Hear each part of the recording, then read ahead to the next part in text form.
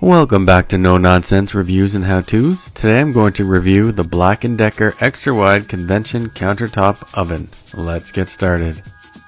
So I've had this thing for just over a year now, and I pretty much use it every single day. I have a couple of kids, so this thing is great for cooking some quick meals in without having to turn on a large oven. It's pretty easy to use, 3 knobs, one of them for temperature, one of them for timing, and I don't really know what this last knob does. I never use it. The oven itself works pretty good. It heats up the food very quickly and cooks it very quickly.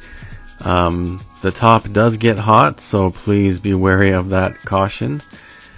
But overall, this oven is good. I have no complaints. It's been working for over a year. It is a little bit noisier than when I first bought it.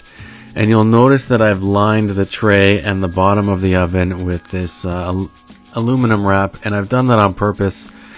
Mainly the tray here because after one use, it became stained, and those stains never came out. So if you buy one of these brand new, I highly suggest that you put the aluminum wrap in before you cook anything. But overall, this was a great purchase.